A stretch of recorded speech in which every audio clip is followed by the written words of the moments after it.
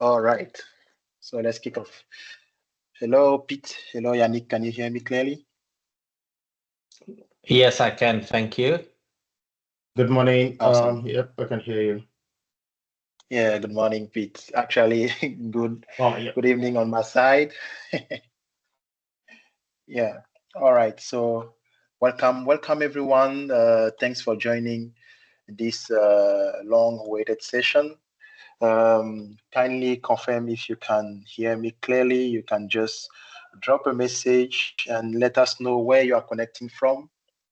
Because today, we are doing 360 all over the world. We have our dear lecturers, let me call them like that, experts for this evening or this morning, who are connecting all the way from Australia. So it's yet to be morning there. So can you just drop a chat to let us know where you're connecting from? Yeah, hello, Marlene from South Africa. Hello, Filda from Zimbabwe. Awesome. You can see that SADC is represented. Who else? Hello, John from Kenya. Yes. Yes, we have Aina from Nigeria. Awesome. Yeah, South Africa, all the way Tanzania. Hello. Yes, hello from Ghana. I hope I have some of my friends also from Francophone country, because actually I'm based in Cote d'Ivoire. So is there anyone? Hello, King from Botswana. Yeah, Botswana, all over the place. Zambia. That's awesome. That's awesome. Yeah, Abraham, bonsoir from la Côte d'Ivoire. Bon arrivé. All right, that's great. All right, so Peter and Yannick, if you don't mind, let's give 3 minutes to our attendees to join. Majority are maybe now checking the automatic reminder.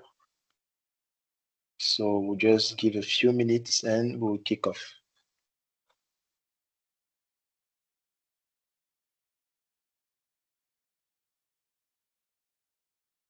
That's great. So for our participants, don't hesitate. Yeah, keep it coming. Yeah, we have Lambert from UK, Judith from Kenya, Carol, how are you? Kwame Entry, how are you? Awesome, awesome. All right, so let's keep it coming. So as we said, welcome to everyone. We'll just we'll kick off in a few and try to give time to other participants. We are connecting all over Africa, so some of us are just closing from work, others maybe are currently in the traffic. So we just want to give some few minutes and we'll start the session.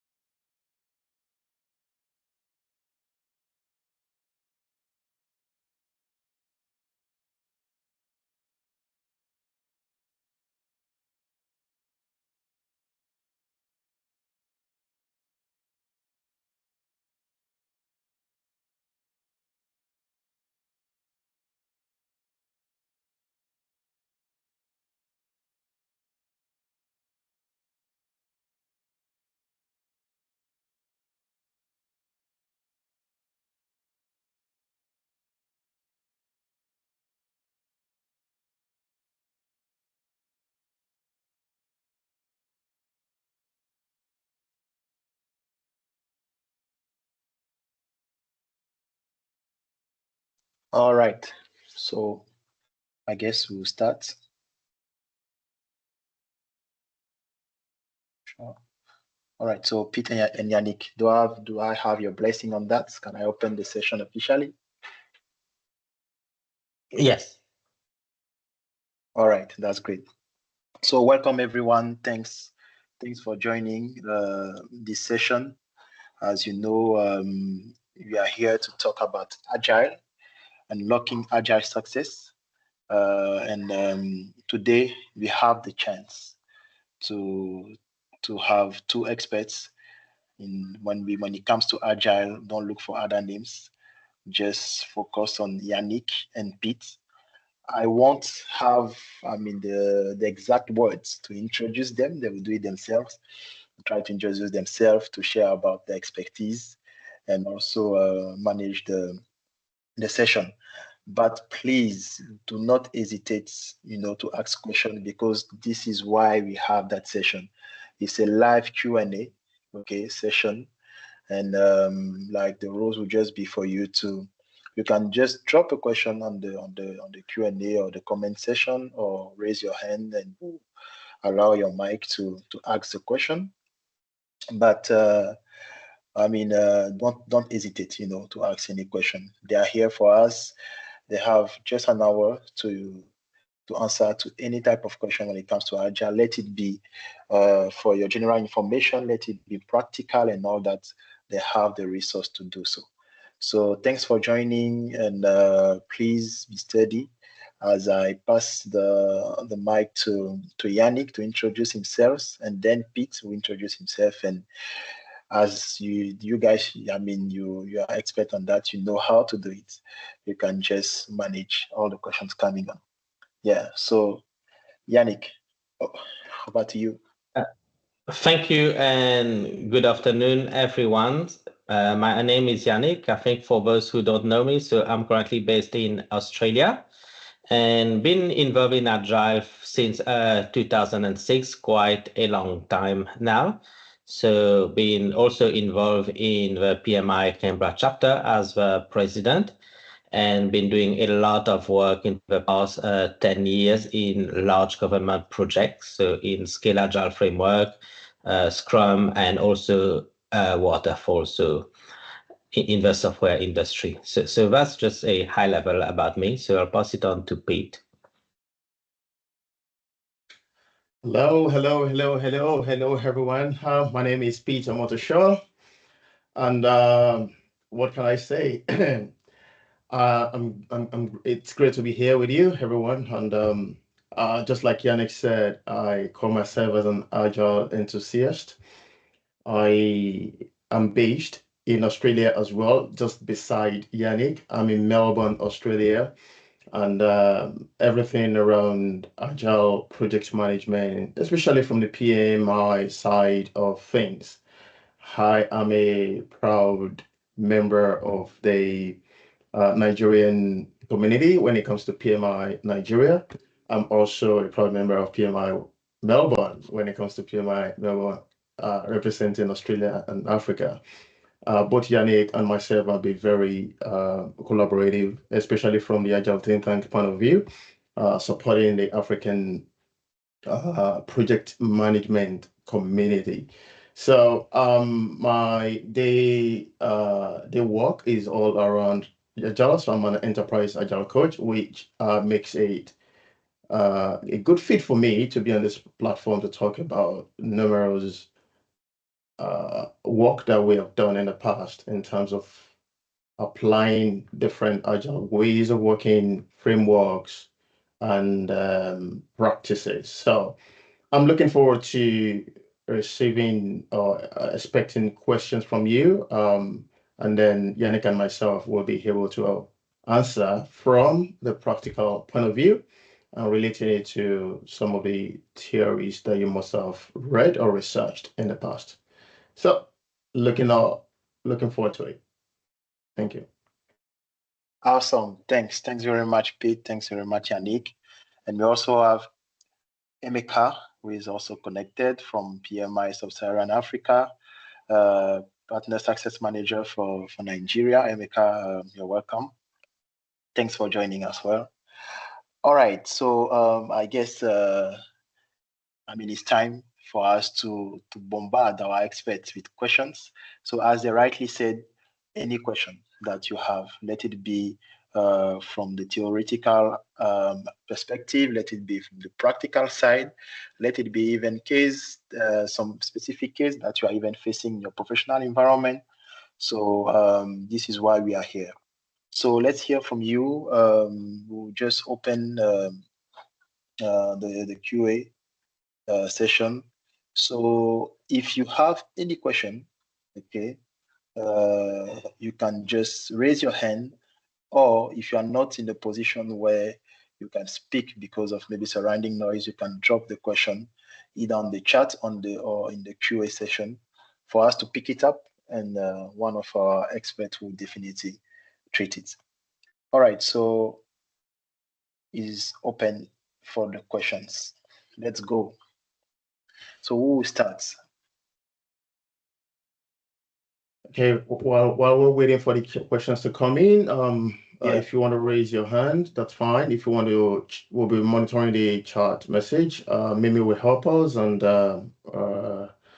Yannick and myself will also do that. Yannick, do you have anything just to start up with in terms of while we're waiting? Yes, maybe I start, I think, to ask a question myself as well first. So thanks, Pete.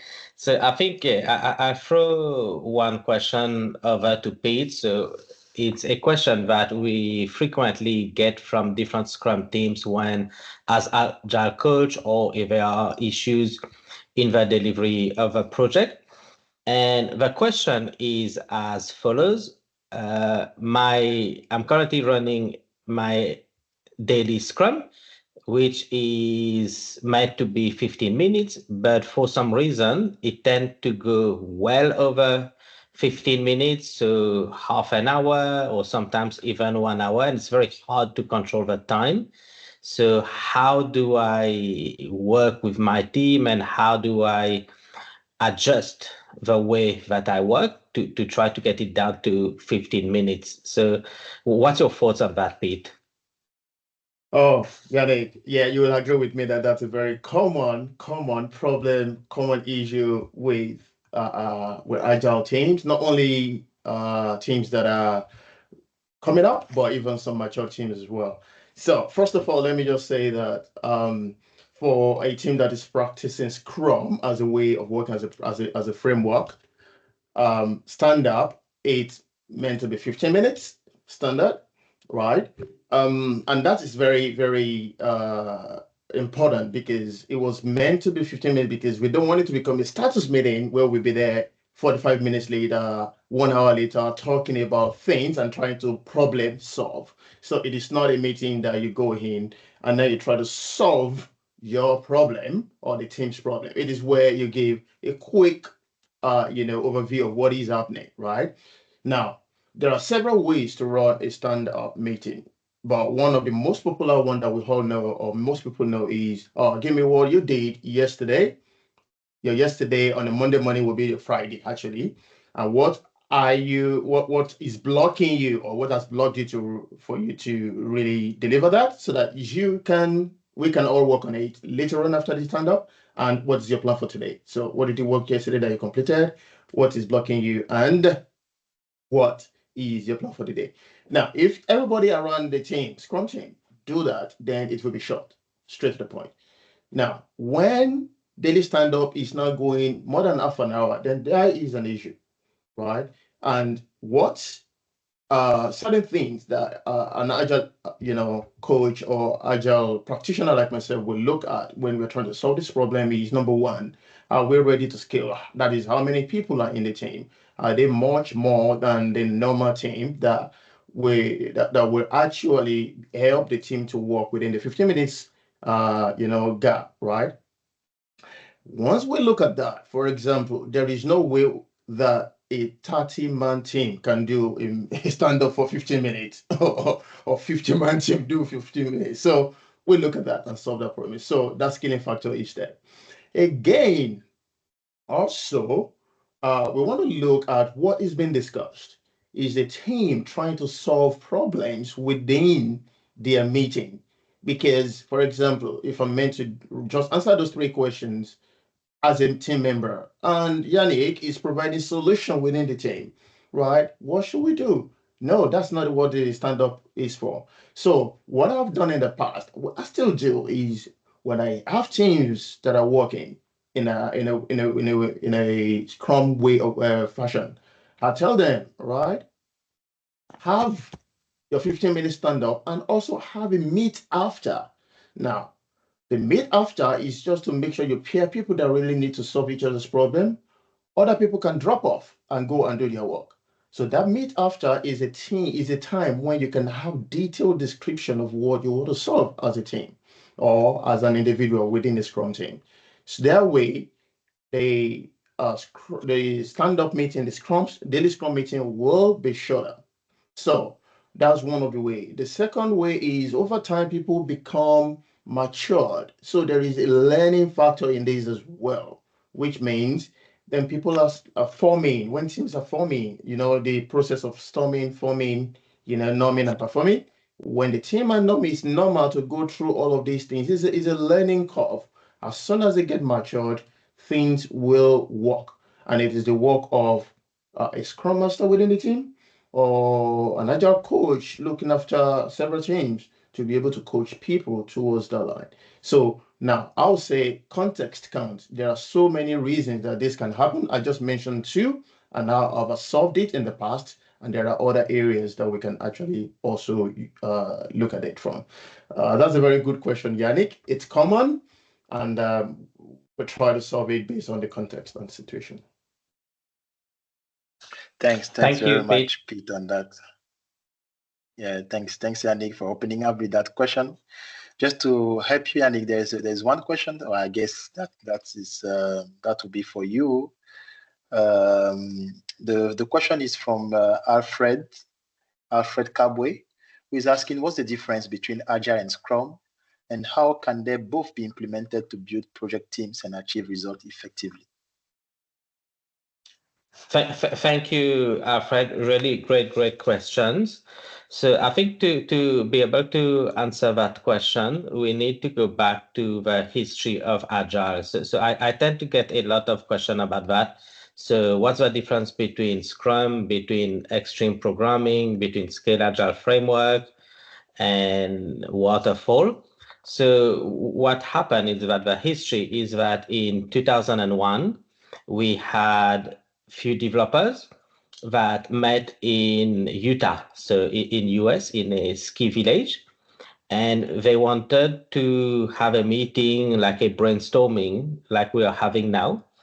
So the reason of that is because they were having some challenges, and like us, we are still having some challenges. It's 20 years ago now, so around developing software. So what was these challenges is that there was a shift at that time when we were moving from mainframe to what we call mid-range to the technologies that we use now. So where the way we were developing software was changing. So why it was changing is that we were moving from green screen to the type of software that we have now with web-based mobile applications and really complex technologies. So what that creates is that new types of requirements around user experience, requirements around technology, security, legislation. We talk about GDPR, privacy for the system that you're doing if you're gathering data from your customers, from your employees. So it's very hard to be able to create a plan from the beginning to say, this is how I'm going to build my software, and this is how it's going to look like, and this is how long it's going to take, and get a team of developers to build it, and the customers will be really happy with it. So it doesn't work like that. It was not working like that. So they decided to make a difference. So let's think about what we were doing good, and what we are doing wrong, and try to see what's common. So these developers, they met for 3 days. And what came out of that is what we call the Agile Manifesto. So the Agile Manifesto consists of 4 values and 12 principles. So that's readily available on the internet. If you guys can go to agilemanifesto.org, so you will get access to that. So these 4 values are individual and interactions of a process and tools. Maybe I'll try to share my screen so that everyone can see that. Can you see it here, guys? Yes, we can see your screen. Yeah. So individual actions, individual and interactions over process and tools, working software over comprehensive documentation, customer collaboration over contract negotiation, responding to change over following a plan.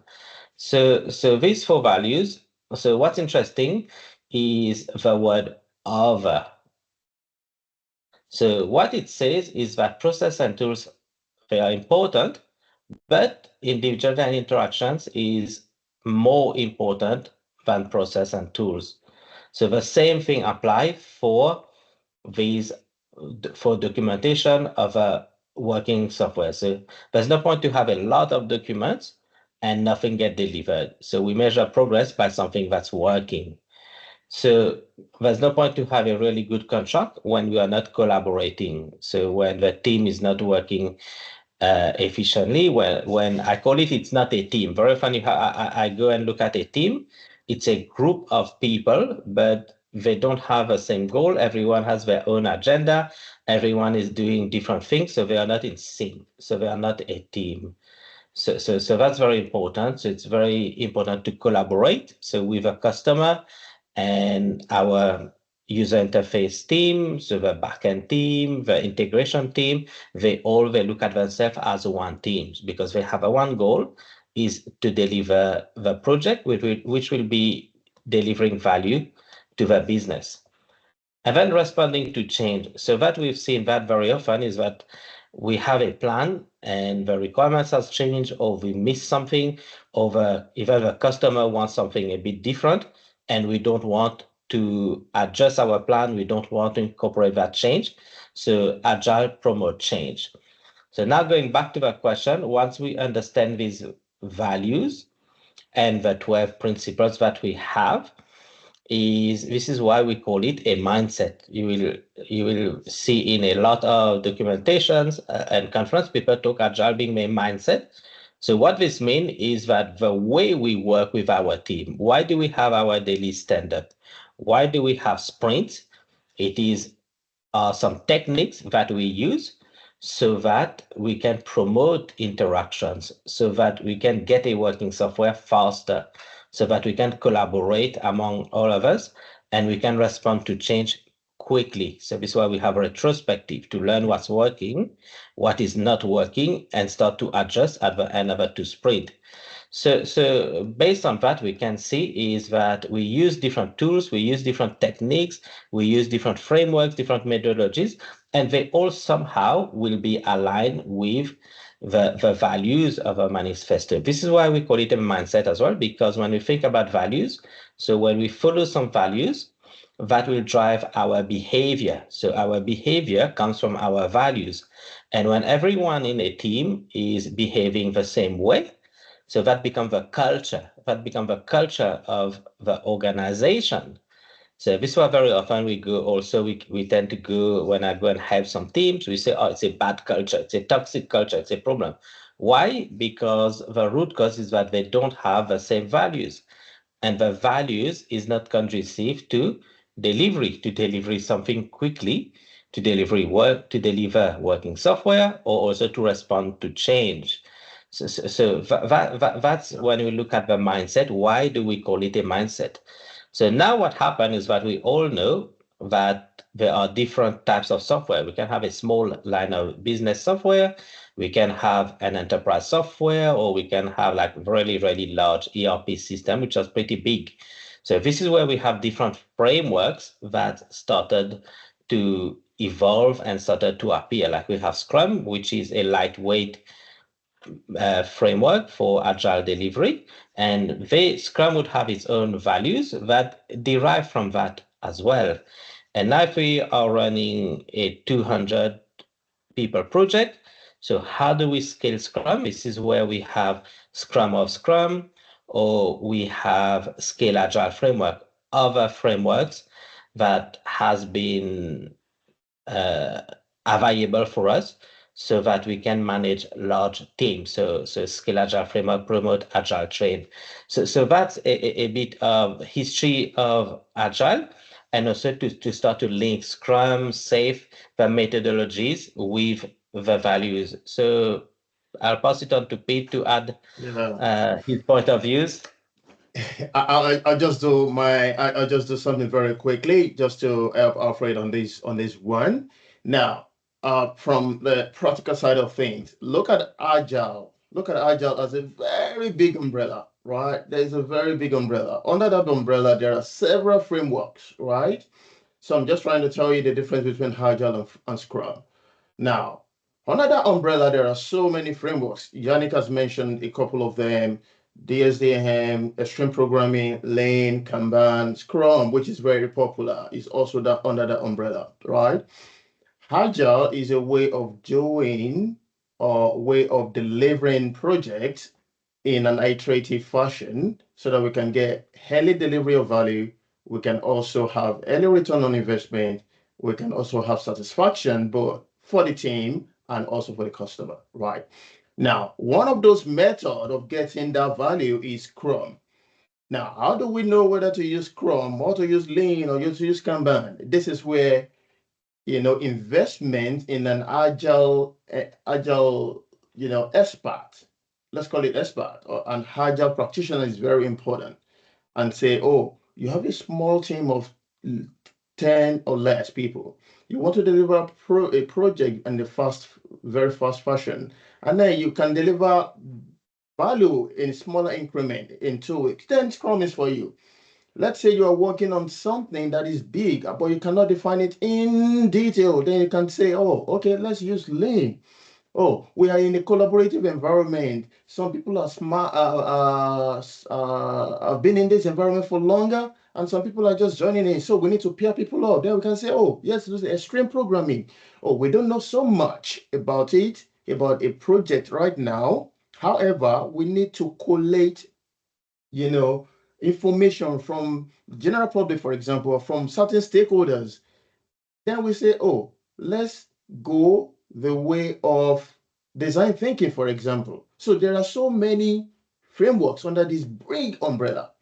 So Scrum is a way of delivering value in very short iterations. We call it sprint, 2 weeks, for example. And then at the end of the 2 weeks, you should be able to show value. You should be able to show value, which we call increment. And that increment, when you add it together over several 2 weeks iteration, it gets to a point in time in the future. And you say, oh, we have enough value that we can go to the market with.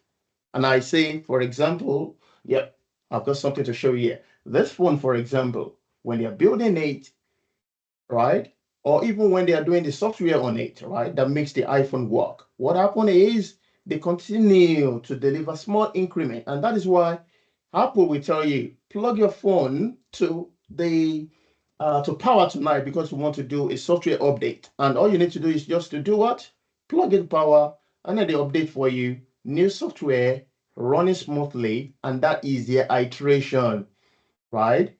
Every single iteration. Sometimes a couple of days, sometimes a couple of weeks. So I hope I have just let you know the difference between Agile, the big umbrella, and then the smaller ways of working under it in the practical terms. It takes the agile practitioners within the team, scrum masters of this world, the agile coaches of this world, the agile leaders of the world, to be able to help teams to choose the correct framework or couple of frameworks to use to use in a project. So I'll just pause there because I know there are other questions that we want to go through, but I hope that has been very helpful, Alfred. Thanks. Thank you, Thanks Pete. so much. I guess Alfred is very lucky. He got an extensive answer. and this is for the benefit of everyone. So Pete and Yannick, the questions are coming, flooding in the question and answer session and also in the chat session. So let's quickly take a question from Simba, saying that I'm a project manager in construction and have recently obtained my PMP certification. I would like to know how I can apply agile techniques in my work to enhance effective project management and success. Which tools and techniques that I can immediately apply?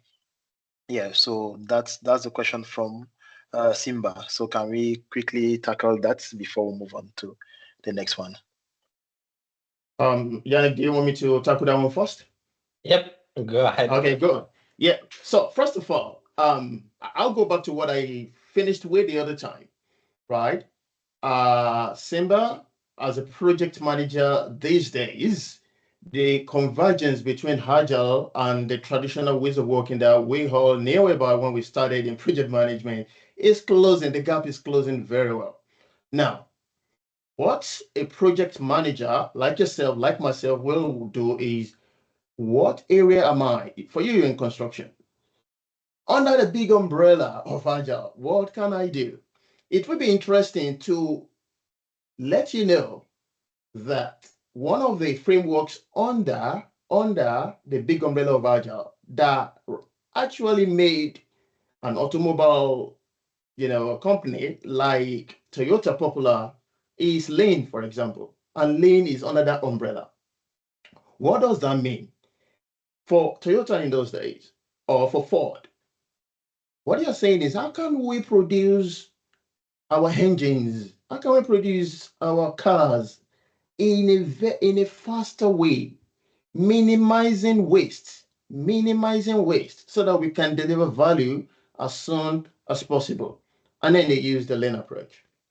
So I want to tell you that in your case, as a construction project manager, you want to say, okay, would Lean work for me in my area? And I will encourage you to really look at that. So when we mention Lean, we are looking at reducing waste, for example. There are other areas, there are other frameworks under the big umbrella as well that you can actually look at. But for construction's sake, I'm looking at that. Now, let's put that aside. The new PMP curriculum, for example, has actually opened up to embrace some of these techniques and frameworks into it, because the world of project is really evolving. So when it comes to techniques and tools, I would say, please look at Lean. And when you look at Lean, Lean is all about reduction of waste or total removal of waste. What are the value-adding activities within my project that can drive it to success? How can I enhance those value-adding activities? How can I reduce to the barest minimum the value-adding activities? And that's what a project manager in the construction world would use. Well, I also know that there is a CP, there's a PMI CP that PMI is currently promoting, that is targeting the construction sector for project managers in construction sector. So I'll just off there, just because I've mentioned one thing that you can add, and several questions that you can ask yourself and your team to really drive down to the way you can deliver value the agile way in construction. Yannick, anything you want to add on that one? Yes, thank you, Pete. So I think going back again to the manifesto, what I mentioned before is it's a mindset. So when you look at the mindset and the manifesto, so half of the Agile manifesto relates to people, because it's the people that delivers the project. And how do we motivate the people? How do we keep them engaged? So this is by having really good values, by having a really good culture that encourage delivery. So I think what maybe I will share my screen again. So, and I will put that in the chat.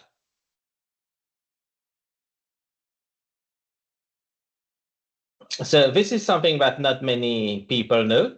So Kelly's 14 rules. So I will put that link in the chat. You can go through the rules. So I'm not going to go through that. But this person, so that date back from in 1943. So he was a chief researcher at Lockheed Martin when they were building planes, and they had. It's very interesting. So long ago, and we are still facing with this problem. So problem in delivery. So he came up with these 14 rules on how to better work. So get the team to work. So we have Lockheed Martin, who was, we call it a contractor, working for the U.S. Defense organization, and you'd imagine there'll be a lot of people. How do they work better to be able to deliver? And there was changing requirements. And he came up with these 14 rules. So when you start to dissect it, go through that, you will see that it's aligned with the Agile Manifesto as well. When we look at there must be trust, right? So that's people. So how do you create trust is by collaboration, by delivering on your promise, by working together. So breaking the work into smaller pieces. So all that is part of that as well. So I will put that in the chat. So I think that's my point of view on it. Thank you. Thanks so much, Yannick and Pete, on this insightful answers. All right, so let's go to a question from Carol, saying going into a large enterprise, agile transformation and finding a lot friction between existing roles of Scrum Masters, project managers, delivery managers. So Carol is asking if you've encountered this and how did you resolve it? Talking about those friction between existing roles in large organizations. Carol, that is a very good question, actually. Yeah. So I'll answer it from two perspectives. The perspective of you as a member of the global team within the organization that has these roles already prescribed, and from the perspective of a PMI project manager, because PMI has given us this platform. Now, let me start from the PMI side of things. Now, one of the areas that PMI has been promoting recently is the discipline agile side of things, which also supports the fact that there are rules within the organization before certain ways of working or practices are introduced. So we don't want to say, oh yeah, we are now agile, so a project manager doesn't matter. We are now agile, so a change manager doesn't matter. We are now agile, so we don't need all these support teams, right? They are there. And then if you are in the enterprise, changing roles within the organization is not a cheap thing. It is quite expensive because we need to now begin to change. We need to begin to call people what they don't believe they want to be. We now begin to change their names on their CRM. Those are not the way you want to go. So what we are saying is, this manager said, well, context matters as well. So if you go in there and tell people that, well, we're now agile, you're no more a network engineer, that you're now just a team member, they will push back. And so what Jay is saying is, context matters. Create an envelope of what the practices that you want to deliver now into the team, and let the team evolve. Now, one of the important things that we know is that the system, in most cases, is the problem, not the people. People just want to come in and do the amazing work. Especially Mr. Deming, supported this. The problem is with the system. So if you can deal with the system, if the system can embrace the fact that we have different roles already prescribed, those roles will deliver value, and this is the mechanism that we are going to deliver value through. And then you make people do that. People will support you. But if you say we're going to change your role, you will face resistance. And who is in charge of that? The middle management. That is their core role. So if I was on a team, I would target the middle management to help solve that problem, because they are the conduit between the strategic leaders and the tactical people that are really working. And those tactical people, you want to make them be on your side. So context matters, discipline agile support it. The roles, we can have multiple roles doing similar functionalities within an organization. So that's it. Now, from your perspective, I think it's tied together as well, which means people, and I'm answering from the second perspective now. People make roles. Roles don't make people. So if you call me a project coordinator, for example, and my role is just to make sure that I make the project flow very well and connect people, processes, and make sure that the line of delivering value continue to flow. I know my role in a project. Whether you call me a project coordinator, or you call me a project overseer, or you call me a connector, it doesn't really matter. So far, my role is well defined. And when the communication is right, and you make people know the value they are creating, the problem is half solved. Now, making the problems half solved talks about the role of the middle manager, middle leaders, the role of communication within the team, the role of communicating their role to them, the role of letting them see the value, letting people see the value that they bring on the table, and the role of having a collective effort as a team. Now, does it really, and I'm going to end with it, all of the time, does this way that I've just described, does it solve all the problem? Sometimes yes, sometimes no. And so if it doesn't solve it, then there is much more to be done on the culture of such organization to know that, to let people know that, yes, you have a role. However, your role, my role, everybody's role is to continuously deliver this value, irrespective of what the name of your role is. And over time, things will continue to shift. As a matter of fact, that's what project management is all around. Change from where we are now to where we want to be. I'll just off there and allow Yannick to add to that. Yeah, but all right, Pete. But if you allow me, Yannick, there is one question that can also be similar to that. Let me read it out so that you also take it, if you don't mind, Yannick. All right. So the question is from Francis, asking how can agile teams effectively navigate organizational change, particularly when faced with resistance from traditional hierarchical structures? Yes, I think, thank you. Yes, so really good question. I'm really glad to see now the question are starting to come, and they're all related, and they all the same type of issues that we all facing. So I think to start with, so let's look at the keywords. So in those questions. So one of the words is conflicts. So we mentioned that, and we look at roles and responsibilities, and then the other question talks about doing a transformational change. So I think first is we need to be able to understand why do we have a conflict. So I will put something in the chat as well. So there are different levels of conflict. So five levels of conflict. So I won't go through all these levels, but the idea, sometimes you have a conflict because the values, I think we spoke about the values are not aligned.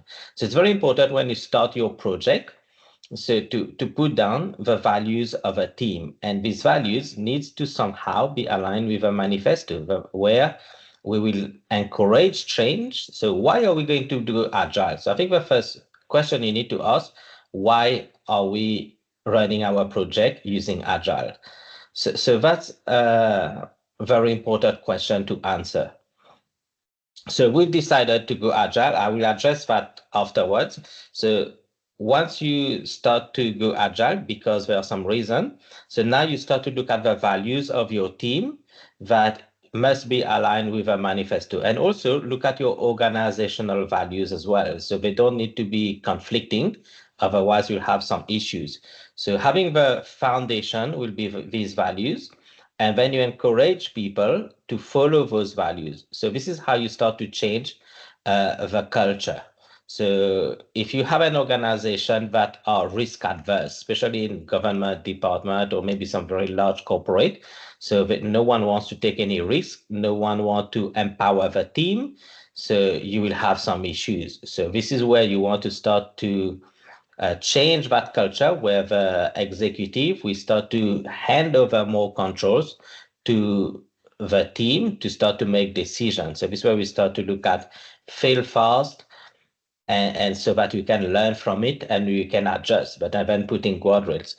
So that's one of the ways where we can start to see why there was conflicts, because the values was not aligned.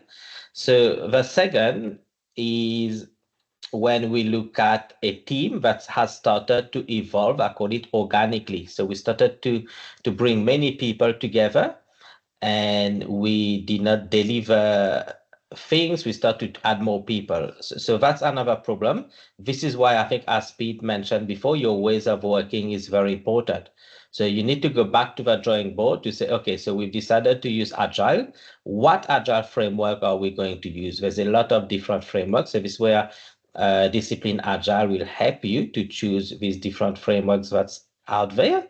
So now when we have a framework, what are the process that we need to implement for our team, so to be able to do that? So this process, this is where you look at roles and responsibilities. You start to educate your team to say, this is the way we are going to work, this is the process, this is where you fit into the process. And then when you start to align these teams with their roles, so your team members really need to, okay, what training do they need to be given? So how do they become competent and good at what they need to do? And what is the support that you need to give to your team? So do we need to have more agile coach? Do we need to be a bit slower? So having less expectation because it is new to them. So you will look at the values. So from the values, you will create the ground rules for your team to work and follow. And then you will have your ways of working, which is your process. But the people, so people, process, and technology to get your ways of working. So the people, we've got the people, make sure they are aligned with the rules and make sure you have the right people with the right skill in the right place. And then the technology is important as well. So have the right tools. So you can use Jira, Microsoft Azure DevOps. So there's a whole bunch of tools, but use the right tools, because you don't want to be fighting the tools, because that's not helping you to deliver. So Pete, you had a question on that? Yeah. I just want to quickly mention something because of time. So number one, I just want to add to you what Francis asked. We need to respect existing culture and way of working. That is very important. The only way you can change something is when you respect it, right? So traditional hierarchical structures, they are put in place because of a reason. Even if the reason is obsolete, the way to change it is to respect that and then begin to change it little by little, tailoring the next ways of working into what we have. It's quite important.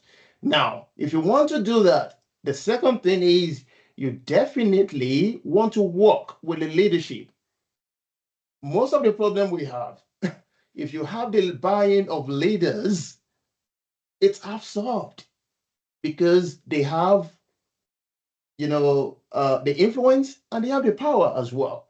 So you want to build alliances with these leaders so that you can begin to change those resistance that you have from traditional hierarchical structures, like you mentioned. Of course, you need to be able. The third thing is it's important to be able to articulate your why. Why are we doing this? Make it clear across the board, so that you can address the fears and concerns of those people that build their tent within those hierarchical structures, because it is quite important. That's why we have them. However, if they don't yield to value like we need, then we need to begin to change.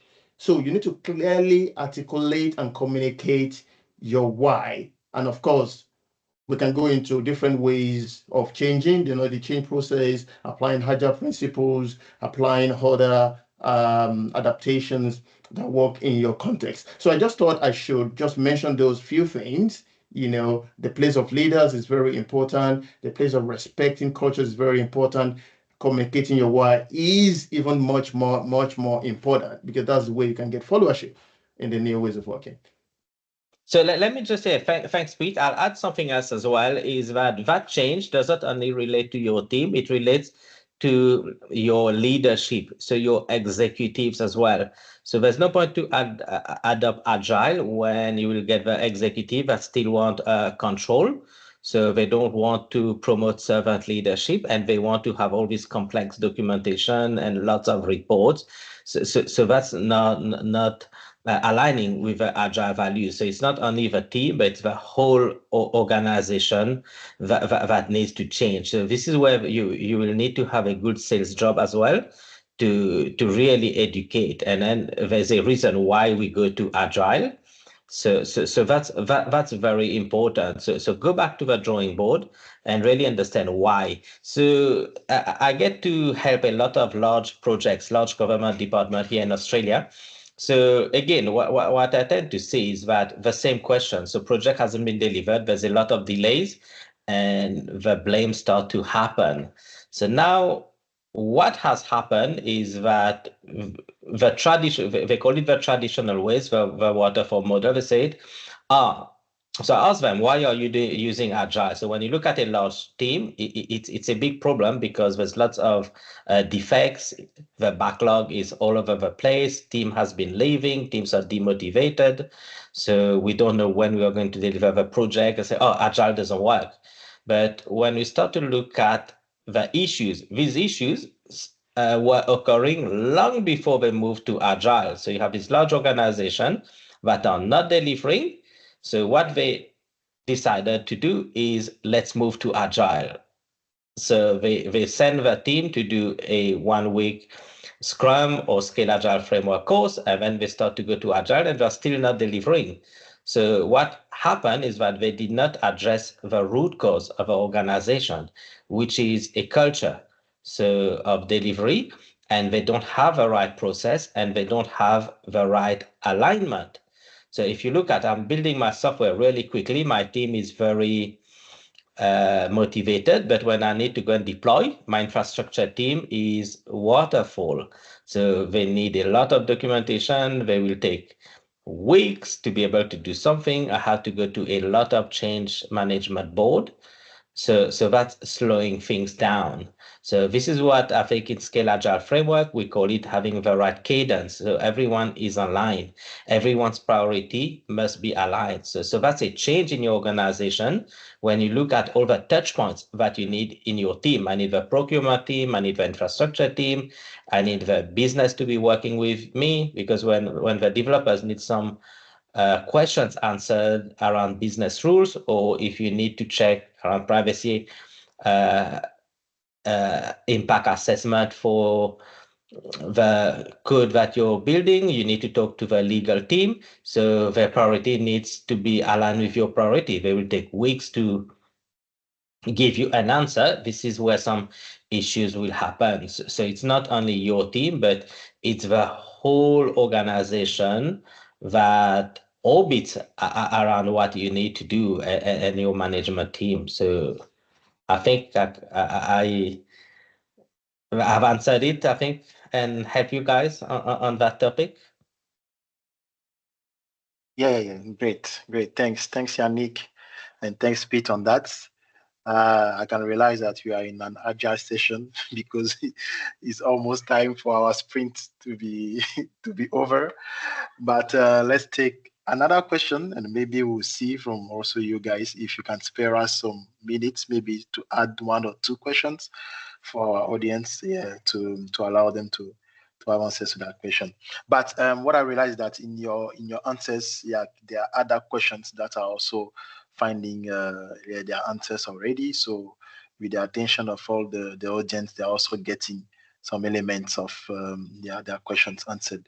All right, so we have one question here from Usemo saying that as a Scrum Master, does one have to be an expert in that industry? What are the requirements for being a good Scrum Master? And also, are there, many Agile certification? Which one is, the most widely recognized as PMP is for the project managers? Yeah, so that's a question from Osemo. Pass it on to Pete. Oh, okay, yeah, that's fine. Number one, Scrum Master. There are two. If I understand that question correctly, what are the requirements to becoming a Scrum Master, and what certifications can a Scrum Master do? So first of all, let me tell you that a Scrum Master. Okay, first of all, Mimi, is that the question? Just to make sure I'm answering the right question. Okay, beautiful. You're right. That's the All question. right.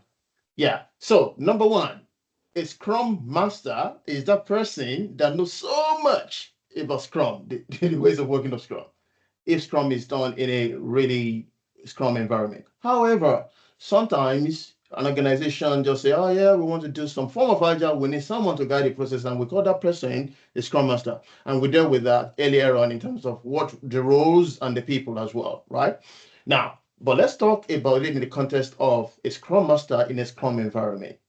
A Scrum Master is that person that has thorough knowledge of the framework called Scrum, right? He has deep understanding. He can teach, he can coach, he can lead, he can facilitate the team that goes through the Scrum. He has experience delivering project the Scrum way. He has a focus on applying Scrum. He also has experience with other frameworks like Lean, like Kanban, because it will be beneficial to lead a team in that area. So that is a Scrum Master. Now, certifications. I'm going to be a bit biased a little bit here. And I'm saying this because I've got several Scrum certifications from different backgrounds. But my very, very, very first Agile certification, without mincing words, is still the best one, which I still hold on today, which is the PMI ACP. And I'll tell you why. The PMI ACP, it's from PMI, of course, that gave us this platform today. It is a Scrum certification. It's an Agile certification that tells you not only about Scrum, but almost all the frameworks under the big umbrella of Agile. So it gives you core knowledge about how to not only know about them, but also to apply them in the real world environment.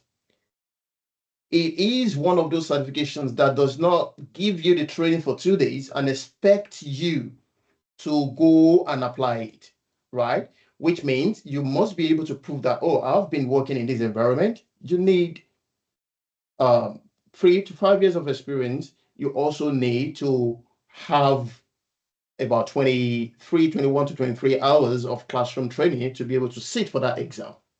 And then we know how PMI does that. So I'll say that is a good certification to have, because it does not only preach Scrum to you, it also preaches other, certification that you need as a Scrum Master.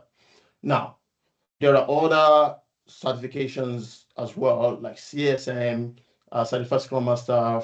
We have the Professional Scrum Master. We have Safe Scrum Master as well. Now, how do you know which one to use, right? I tell people when you get to your environment, what do they use in your organization, and which of these certifications do people in your community of practice use within the organization? That might be the guidance. But if you're looking for a starter, I would say PMI ACP is a way to go. Discipline Agile Scrum Master, I just completed a training, 2-day training yesterday on Wednesday. Yeah, yesterday, African time, because we are now on Friday here in Australia. We've completed that on Wednesday. Discipline Agile Scrum Master is also there as well. So those are areas and certifications that you can definitely use to tell you what you need to do as a Scrum Master. Now, as you mature as a Scrum Master, you begin to gain your experience beyond the certification. You begin to gain experience in the Agile environment, practical experience. You begin to gain experience about how to lead cross-functional teams, how to improve collaboration within that team, how to facilitate Scrum events.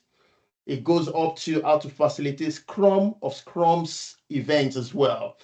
It goes to coaching a team. It goes to conflict resolution. Yannick talks about that. It talks about removing impediments. Every day we come to work, the life of a Scrum Master is about identifying impediments, blockers, and going head on to remove those impediments. As a Scrum Master, you need to be able to think on your feet. So critical thinking is very, very important. One thing that we used to hear a lot is servant leadership, right? So a Scrum Master is that person that is just want to serve the team. They want to make sure that the team, and by extension, the organization, has empowered workforce by serving them. And of course, we can go on and talk about all of these things. They have Scrum Master will have very good knowledge about tools, represent those tools to the team, radiators, information radiators, and so on and so forth. So I guess okay, one more last thing, and then I'll shut up. Emotional intelligence, right? Being patient, being able to put yourself in the shoes of other people, the empathy that comes with it, it is very, very important, right? Because a lot of the people within the team, within the organization, will rely on your patience, especially under pressure, to deal with things. So you need to be able to be calm. So emotional intelligence is a key factor for a Scrum Master. I hope that helps. Yeah, that really helps. That really helps. I would say, So let me just unfortunately, we are at the end add of our two session. points. Yeah, but okay, Sorry. Yannick, I wanted to drop a question for you, or you want to add something on that one? Yeah. So just to echo what Pete has said is that I think first, we understand. I think what Pete mentioned. So the role of a Scrum Master is to help and guide the team on the process of a methodology. So if we're using Scrum and then we do the certification in Scrum, that would make sense. If a team is using Scale Agile Framework and then we do the certification in Scale Agile Framework. So now if you're looking for a job, so the more certification, the more chance you will get a job, because if you do Scrum and that your organization that you're going for in the interview needs is using SAFe. So if you have a SAFe framework, and then that will help you to get that job. So this is based on the different certification. So, and now the skills for that. So Pete mentioned, so you will be helping the team, which means servant leadership, any skills on servant leadership. So in PMI, we look at we call it the power skills in the talent triangle. So emotional intelligence, and everything that can help you to resolve conflicts. So because there'll be some issues between, I think we spoke about the application team, infrastructure team, everyone has their own priorities. So how do I work with all these teams? So to resolve these conflicts in a friendly way, to make sure that we get the projects running smoothly and we resolve all these conflicts. So that's my take on it. Awesome, awesome. That's awesome. So, Yannick and Pete, can we just borrow you an Oh yeah, additional for 10 sure, for sure. minutes? So I don't have any. So Pete, what's your views? For me, yes, the day is just starting, so don't worry. I'll give you a better part of All the right. morning. Okay, no problem. It is I mean, it's early morning there in Australia. So we'll just take the last two questions. But I want to let the audience know that the good news is that Pete and Yannick, they are open and they are available. We'll share their LinkedIn profile just at the end of the session. Feel free to connect, to share experience with them, and also follow their news. I mean, whatever they're doing, I mean, as agile experts. And I'm sure whenever they will find time, they will be glad to answer to you as well. So I'll drop a classic one. That's a classic question from Dick. Who would like to know what are the advantages of agile compared to waterfall? Yeah, because most of the time we tend to compare the two. We have to select one, I mean, irrespective of the other. So our experts, what could you say about that? What are the advantages? Yes, I'll Yeah. take that. So let me share. Yeah, let me share my screen. Once you All see it, right. you let me know. Awesome. Can you guys see? Yep, you can see it. Yeah, so I think while we were talking, I brought in that PowerPoint deck that I have. So that's part of it's got 112 slides, if you can see here. So it's part of a masterclass on Agile that I run. And most of the question that I think we've been asking is somewhere in here. So which is pretty good. So now when you look at these tools, so what's better? So maybe I'll ask that to Pete, so to make it more exciting. So Pete, so I'll use some of your mechanical skills now. So when you look at these two type of spanner, which one is better, Pete? So I want to give you a politically correct answer. It depends, right? However, So, however, however, you do know that when you have two set of spanners, one can adjust and one is static, and then you can look at it from that angle, right? If you want to do something fast and you have a specific for that spanner for that work, you can say, yeah, I'll use this straight away. But if you want something that you've invested in can go back and forth, you can adjust, right? That is really good. So it's just more like comparing, thermometer and thermostat, something like that. yeah, So great answer. So spot on. So if I have a bolt to remove, so and I know it is so Pete will come to me to say, oh Yannick, have you got a tool? I've got a bolt to remove. I'll ask him, okay, how many millimeter is it, Pete? He will come and say, oh, it's 16 millimeter. Great. So I'll give him one of those. If he goes, 16, I'm not sure. So it could be 15 or maybe 17. So we'll give him another tool, so which he will, how he's going to use that. He tried to play around with that screw in here, put it in the bolt. It's a bit too large. Okay, I'll adjust it, put it in. Oh, a bit too tight. I'll adjust it until I get it right. So now the difference between waterfall and agile is that there are different tools. So sometimes there's a conflict. I think I call some agile people the purists. So they want to solve everything using agile. But waterfall and agile are just different tools for you to deliver the project. So when do you use waterfall? When do you use agile? So they both have their weakness and strength. Is we've got these slides here that shows someone called Stacy complexity model. So when we are using some new technology that we've never used before, so we are deploying to the new Windows, let's say Windows version 50 on the new Apple iPhone 20 that hasn't been released yet. We want to deploy our new AI onto that new device. So which is where technology is far from certainty, and the requirements as well. We don't know how we are going to it's going to work. So we want to be able to adjust the user interface, the business rules, the performance of it, etc. So this is where we start to see we move to complicated, where Agile will be really good because we cannot really use waterfall to write a clearly defined specs, clearly defined user interface, a clearly defined design, because we'll need to adjust. So like the tool, so we'll need to adjust it as we go along. So this is where Agile will be good. So there are some these areas here, we call that your doom. So if you don't know what technology, you don't know at all, you have no idea what business problem you're solving, what's your requirements, and then Agile will not help you. So that's why it's very important to go to the root cause. Why are we not delivering before we start to go towards Agile?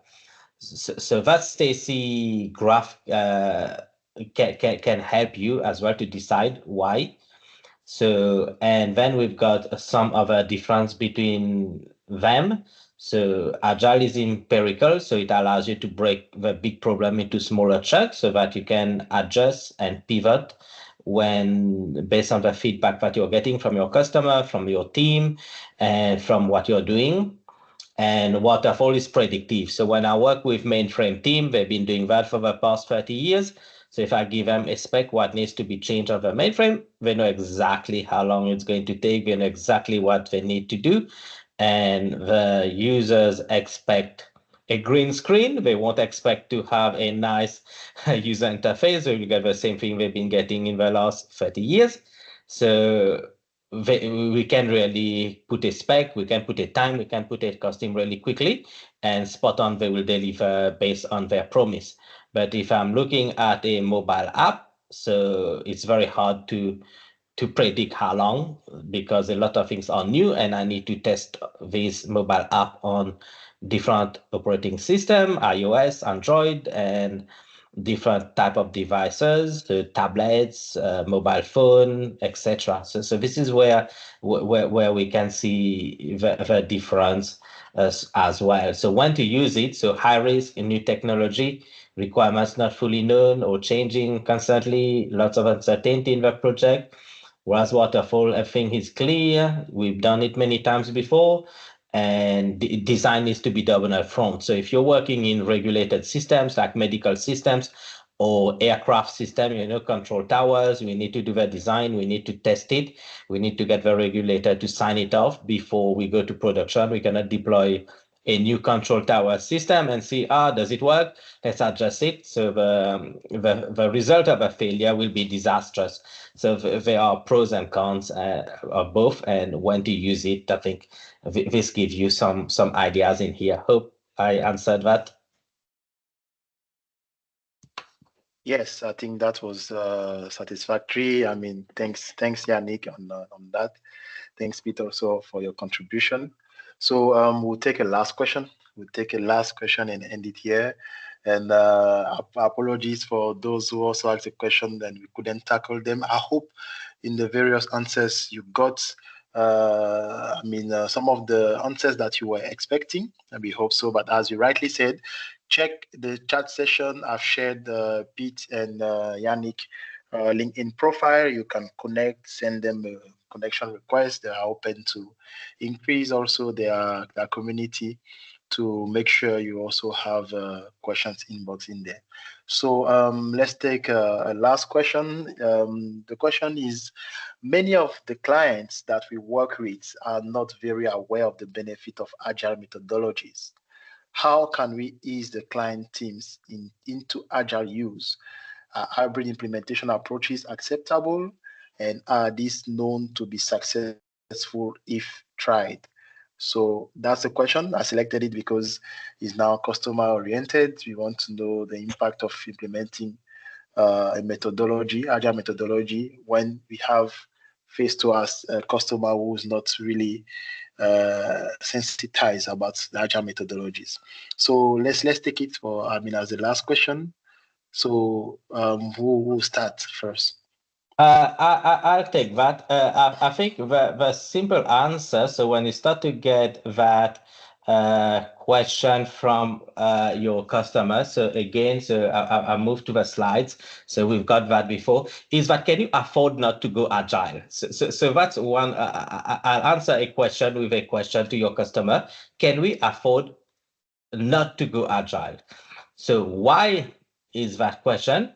Is when you look at today's world, so we call it the VUCA world, where everything is uncertain. So the world is volatile, uncertain. So things are constantly changing. So we've got, when you look at the traditional method, so they cannot respond quickly. And inception to market. So our products, so customers has an expectation on us. They have an expectation on the service. So they have an expectation that you need to be able to provide them the service 24/7, 365 days per year. So your business wants to be able to deliver things faster, so make more profit. So what is happening now is that we move inception to market from years to months. If it was from months, it goes to week. So this leads to changing existing products faster. We need to be able to deploy things faster. So to deploy, to build, to test. So that requires a new different ways of working and a new mindset. We've been talking a lot about mindsets. And now our competitor is doing the same thing. So we need to be able to adjust based on the competitor. So what they are doing. So this is where we really need that. Otherwise, you won't survive. So Pete. I was trying to unmute myself. Thank you so much, Yannick. You did a very good good job on that one. We can't afford to not to go agile, but how do we do it? We need to be very creative. So we need a well thought out strategy. To be honest, we need a very thought out strategy if you really want to ease the adoption of agile to any client or to your organization. Secondly, you need to focus on education. It is very important. You cannot pour out of an empty vessel. You cannot give what you don't have, whether it's on the job education or whether it is theoretical education or instructor-led education. This is very important. It is also very important to do what we call gradual implementation. So you don't just want to go all bang in, right? Sometimes it is very important to do it small, little by little, so that you can have continuous support. You can give continuous support to the team. So I just thought I should add those points. First of all, you need to also assess the customer's current situation. Where are they? What are they doing? How can I apply Agile? And you begin to teach them, train them, educate them, and then you have a pilot project. Most of the time, that's what I do. A pilot project that shows the critical iterative approach that Agile brings on the table, and then you begin to adapt that into their ways of working. So far, I get the leadership buy-in. Like I said earlier on, it is very important. It's going to be almost successful. Now, competence. People say, getting an agile coach, getting a scrum master is expensive. But I want to tell you, it is even much more expensive not to get that, because you might be doing the right thing in a very wrong way. You have the right approach. However, you don't know how. So investment in an agile coach is very important. And most important is it is all about value delivery. So if you keep the grass green, right, the sheep will come there. If you deliver value for your organization, they will always come and say, yeah, we want to be agile, and then we want to remain agile. Okay. So again, and that's what I would say. And when you make a win, celebrate the small wins. Be patient with your client. Take them on the journey, and then you'll be very happy that the agile adoption at the end of the day will not only be adopted, but it will stay as well. Thank you. And yeah, just to add one last touch on that, so I know we are short of time. So very careful, guys. So when you're running your team, be careful not to be doing agile versus being agile. The reason why you're adopting agile is to be agile so that you can deliver things faster. But I've seen a lot of teams, they start to go, this is from the first question, they do a stand-up that goes for 1 minute with like 40 people, and they all discussing the movie last night, the election, the US election with Trump, Harris. So that's not delivering value to the business, or arguing about, I've seen teams with like 60 massive amount of Kanban lanes, so where they spend more time thinking where it should be in the Kanban. So that defies the purpose of agile, of being lean, of doing things quickly. So very important. So these are tools and techniques so that we can be agile, but we are not doing it for the sake of doing it. So it's to help us to be agile. So think about that. Thank you. Thank you Next so question, much, or Yannick. Oh, I mean, you end up here. We got the last two questions actually. We'll end up here, and you can check the chats. You have feedback from the entire audience. They are really grateful, and we are ending on this note saying that we don't have only to do agile, but we have to be agile. Yeah. So agile beyond the methodology, it's a culture, it's a mindset. We have to seek for adopting this culture. So thanks very much, Pete. Thanks very much, Yannick, for your time and also your sacrifice to do it early in the morning on your side there. And the good news to our audience is that is not the last session that we are hosting with our two experts. So just keep on watching on our various platforms. We'll definitely communicate with you. We have upcoming sessions, very insightful sessions, still on agile methodology, agile culture, and agile spirit. Then, so that's it. And also regarding the PDUs, I just shared the codes, on the chat. Just check on the chat and you see the PDU code for all those who are also PMI members and certification holders to maintain your certifications. So we hope that one day you will see one of you guys in the position of Pete and Yannick as experts in Agile to advocate about this great methodology. So my last word is just to say thank you to Yannick and Pete once again. Thanks for your time. We appreciate, and we hope to have you very soon.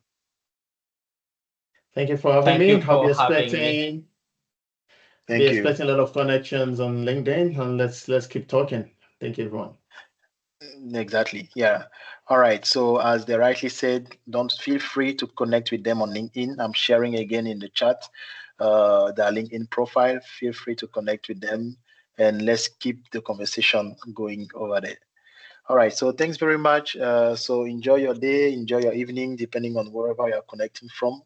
On these notes, we will say bye-bye. Thank you, guys. Have a nice evening. Bye. See you. Thank you. Bye. Bye.